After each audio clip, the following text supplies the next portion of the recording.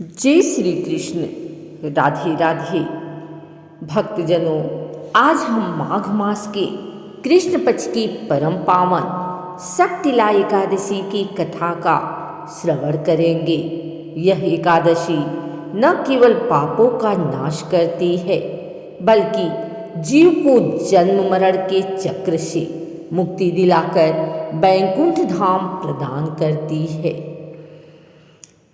धर्मराज युधिष्ठिर ने जब भगवान श्री कृष्ण से माघ कृष्ण एकादशी के महत्व के बारे में पूछा, तब भगवान ने उन्हें वह कथा सुनाई जो नारद मुनि ने भगवान विष्णु से सुनी थी। इस व्रत में तिल का 6 प्रकार से उपयोग प्रमुख है।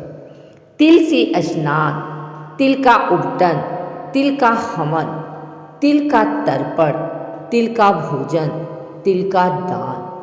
प्राचीन काल में मृत्युलोक में एक ब्राह्मणी रहती थी।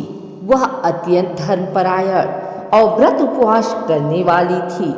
उसने कठिन तपस्या और व्रतों के माध्यम से अपने शरीर को शुद्ध कर लिया था, किंतु उसने कभी भी दान नहीं किया था। भगवान विष्णु ने सोचा कि इस ब्राह्मणी ने व्रत करके स्वर्ग का अधिकार तो पा लिया है, लेकिन बिना अन्नदान के इसे स्वर्ग में तृप्ति नहीं मिलेगी। तब भगवान स्वयं एक भिक्षुक का रूप धारण कर उसके पास पहुँचे।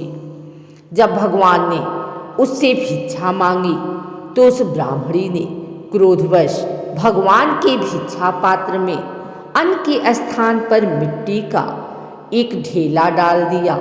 भगवान वही लेकर अंतर ध्यान हो गए। समय आने पर ब्राह्मणी की मृत्यु हुई और वह स्वर्ग पहुंची। उसे वहां एक सुंदर महल मिला, लेकिन वह अंदर से बिल्कुल खाली था। वहां न अन्न था न वस्त्र। वह व्याकुल होकर भगवान के पास गए और पूछा, प्रभु, मैंने जीवन भर व्रत किए, फिर मेरा घर खाली क्यों है? भगवान ने कहा, देवी, तुमने व्रत तो किए पर कभी अन्नदान नहीं किया। तुमने मुझे भी मिट्टी का दान दिया था। भगवान ने उसे उपाय बताया कि जब देव स्त्रियां तुमसे मिलने आए तो तुम उनसे शक्तिला एकादशी के व्रत का विधान पूछना। उस ब्राह्मणी ने देव स्त्रियों के बताए अनुसार शक्तिला एकादशी का व्रत किया और तिल का दान किया। इस व्रत के प्रभाव से उसका घर धन धान्य, स्वर्ण और वैभव से भर गया। उसकी काया भी दिव्य और सुंदर हो गई। हे श्रोताओं, इस कथा का सार यह है कि मनुष्य चाहे कितनी भी भक्ति कर ले, यदि उसके मन में अहंकार है और वह दान नहीं करता तो उसकी भक्ति अधूरी है। शक्तिला एकादशी हमें सिखाती है कि अपनी सामर्थ्य के अनुसार दान अवश्य करना चाहिए। बोलिए श्री लक्ष्मी नारायण भगवान की जय। माघ मास का महत्व। गंगा स्नान और सूर्य उपासना। शास्त्रों में कहा गया है, न माघ समो मासः, अर्थात माघ के समान कोई मास नहीं। गंगा स्नान का आध्यात्मिक फल।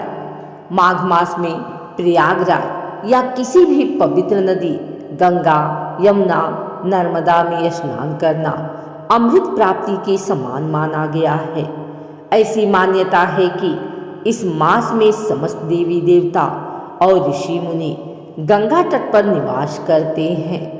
जो मनुष्य सूर्योदय से पूर्व शीतल जल में स्नान करता है, उसके जन्म जन्मांतर के संचित पाप वैसे ही जल जाते हैं जैसे अग्नि में पड़कर रुई।